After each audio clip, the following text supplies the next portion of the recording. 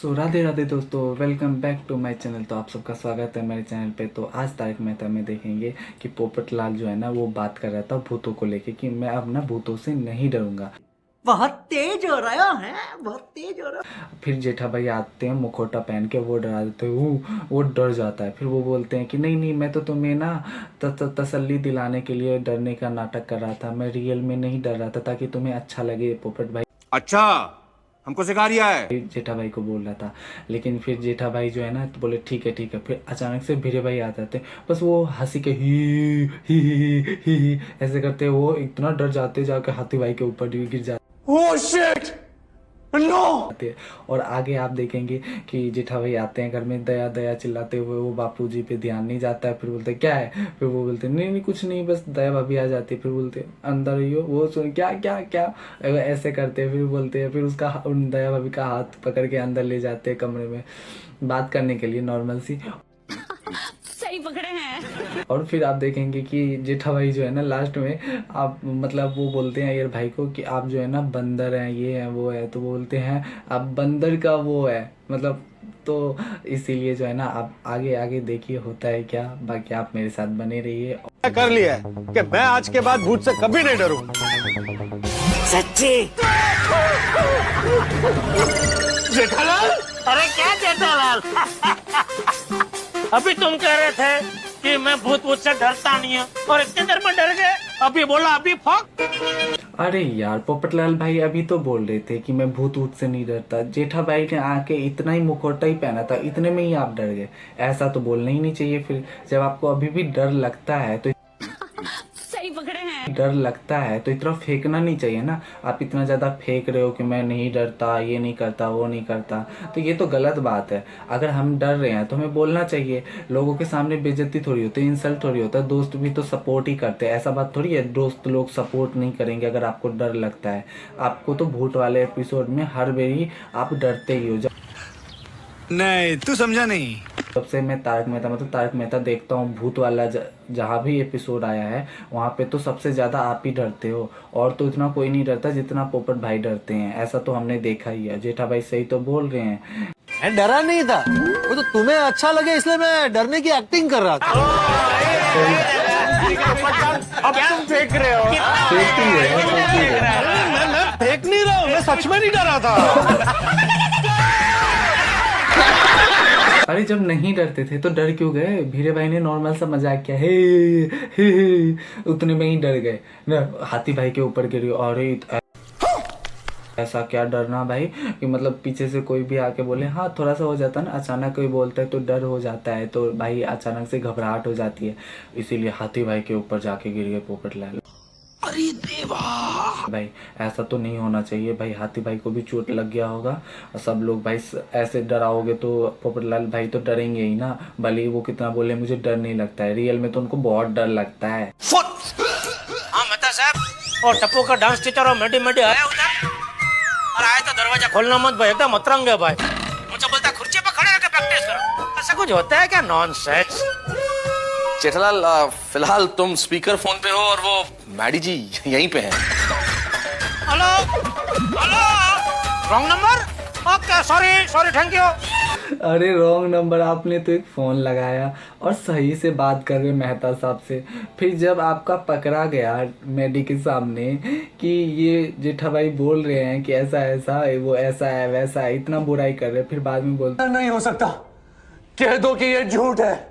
Wrong number, रखो phone रखो, कहीं लग गया। ऐसा जेठा भाई को तो नहीं बोलना चाहिए ना। आप जब उसकी बुराई कर रहे हो तो बोलना चाहिए, हाँ मुझे नहीं सीखना है डांस तुमसे, क्योंकि तू अच्छे से डांस नहीं सिखाता है, खड़ा करके सिखाता है, मुझे कंफर्टेबल महसूस नहीं होता है। तो ऐसा बोलना चाहिए ना जेठा भाई को। लेकिन वो क्लियर होके बोलते नहीं है और फोन पे इतनी बुराई कर देते हैं। जब मेहता साहब बोलते हैं कि फोन स्पीकर पे है, मेडी जी भी सामने है, तो बोलते हैं रॉन्ग नंबर, फोन काटो, गलत जगह पे फोन लग गया है, फिर फोन काट देते हैं। दया दया, क्या है? बापू जी आप इधर ही बैठे, माफ करना मैंने आपको देखा नहीं। दया, यहाँ पर तो हूँ। दया अरे यार जेठा भाई, आप दया दया करके चिल्ला के आ रहे हैं, आपके सामने बापूजी बैठे हैं, आपने बापूजी को नहीं देखा? और बापूजी बोलते क्या? नहीं कुछ नहीं कुछ नहीं कुछ नहीं। ये तो फिर चिल्ला क्यों रहे हो इतना दया भाभी को लेके? और फिर दया भाभी आके बगल में खड़ी हो गई, क्या है ऐसे करके डर गए। फिर बोल रहे हैं, फिर सोच में पड़ गए, फिर बोलते हैं मतलब क्या, मतलब मैं नहीं दिखाऊंगा।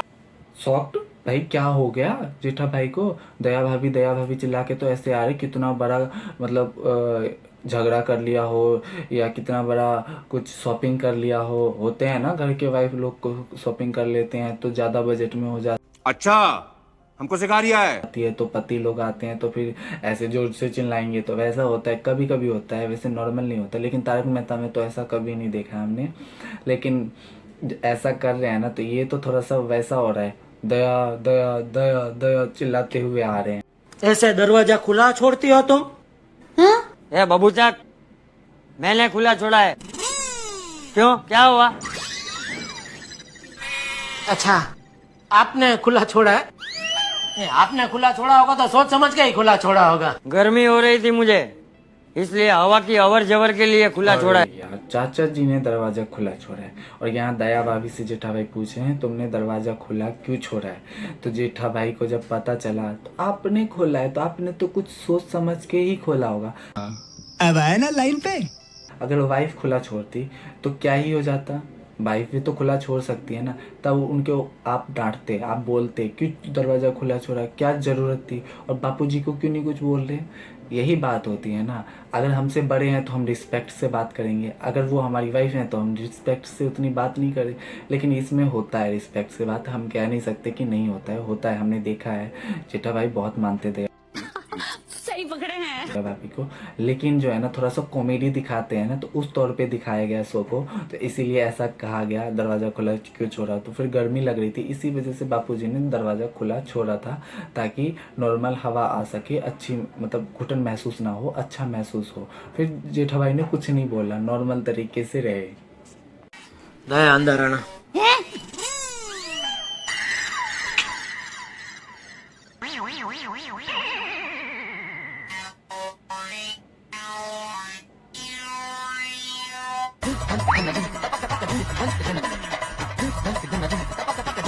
अरे दया भाभी को बोला अंदर आने के लिए है, तो कल अरे अंदर आने के लिए दया भाभी जानबूझ के ऐसा कॉमेडी दिखाती है ना, हंसी भी आता है सच्ची में।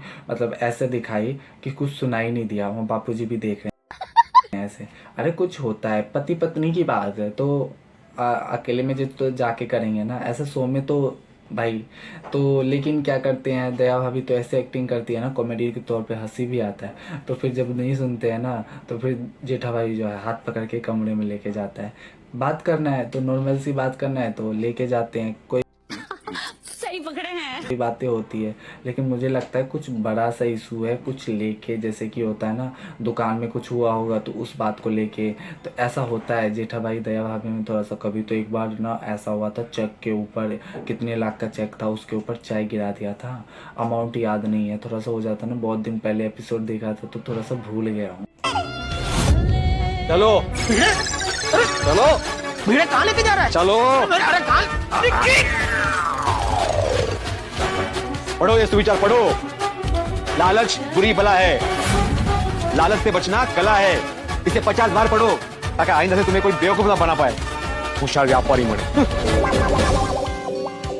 अरे ये भीड़े भाई को क्या हो गया जो जेठा भाई का हाथ पकड़ के और लेके जा रहे हैं, पढ़ो पढ़ो पढ़ो, सुविचार जहाँ पे लिखते हैं वहां पे लेके चले गए, पढ़ो पढ़ो, बोल रहे हैं लालच बुरी भला है।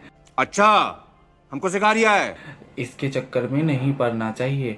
जेठा भाई का कुछ हो गया है, मतलब उनको कुछ नुकसान हो गया है, किसी ने मतलब बेवकूफ़ बना दिया फ्रिज लेके, तो वो लालच में पड़ गया, इतने लालच में। तो ऐसे बात को लेके वो नोटिस बोर्ड पे जो लिखा है ना वही पढ़ने के लिए ले गया। और जेठा भाई कह रहे हैं कहाँ लेके जा रहे हैं, कहाँ लेके जा रहा है। सब लोग ताने मारते ना जब होते हैं, तो वैसे तो कॉमेडी दिखाते हैं, शो वैसा है तो शो में तो दिखाएंगे ना सब कुछ, तो है कि नहीं है। शो में विलन भी होते हैं, नहीं भी होते हैं, तो ऐसा होता है शो में, तो शो में चलता रहता है, आओ ऊपर नीचे ऊपर नीचे ऊपर नीचे, विलन करता रहता है नया नया। प्राणेश्वरी मारी फटाकड़ी फटाकड़ी मतलब खूबसूरत। ओ फटाकड़ी मतलब खूबसूरत। हाँ, वो कोई कोई नौजवान एकदम ऐसा लाड में आ जाते हैं ना, तो अपनी प्रेमिका को फटाकड़ी ऐसा भी बोलते हैं। ओ ओके।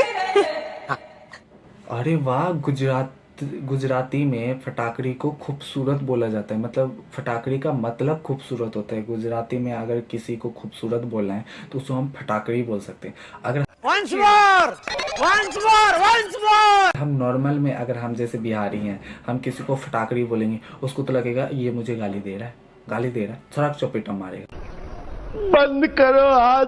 लेकिन भाई गुजराती में अगर हम किसी को फटाकड़ी बोलेंगे तो वो बोलेगा ये तो मेरी तारीफ कर रहा है, मेरी सुंदरता का तारीफ कर रहा है, वो चमेटा नहीं मारेंगे। लेकिन हम किसी और राज्य में जाके फटाकड़ी बोलेंगे तो वो हमें चमेटा मारेंगे, क्योंकि उनको फटाकड़ी का मतलब पता नहीं होगा। उसको यही लगेगा कि ये मुझे गाली दे रहा है, तो सड़क चमेटा। अरे एक्साइटमेंट मतलब क्या?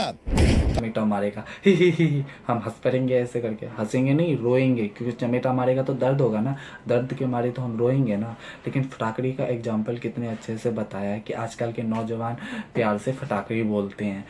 अच्छा, हमको सिखा रिया है। लेकिन भाई बिहार में फटाकड़ी नहीं बोलते हैं, बिहार में कुछ और बोलते हैं। तो भोजपुरी तो अभी बना नहीं रहा हूँ, जिस दिन होगा उस दिन आप देखिएगा। उसके लिए आपको नेक्स्ट चैनल में जाना पड़ेगा, मेरा एक और चैनल है ना, उस पर जाके देखिएगा।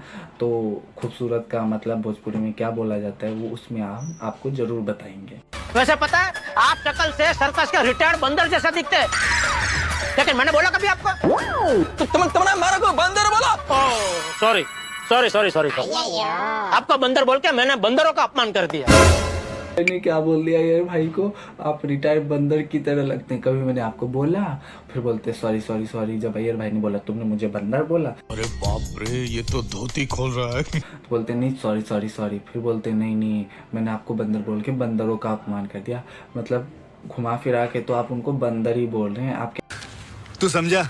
ये कहने का कुछ और तो मतलब हो नहीं रहा है। घुमा फिरा के भाई ये तो लड़ाई का जड़ होता है। अगर हम छोटी सी बात को बड़ी बात बना रहे हैं, धीरे धीरे करते करते वो बड़ी बात बन जाएगी, फिर आपकी लड़ाई हो जाएगी सही पकड़े हैं। अय्यर भाई से, फिर हाथापाई हो सकता है। ऐसे ही तो होता है हाथापाई। फिर आप बात करना बंद कर देंगे कुछ दिन। आप एक गोकुलधाम के परिवार जैसे हैं। गोकुलधाम में तो ऐसा होता है, वो सब एक परिवार, चाहे कितना भी लड़ाई झगड़ा हो लेकिन वो एक परिवार की तरह रहते हैं। ये तो मैंने देखा है।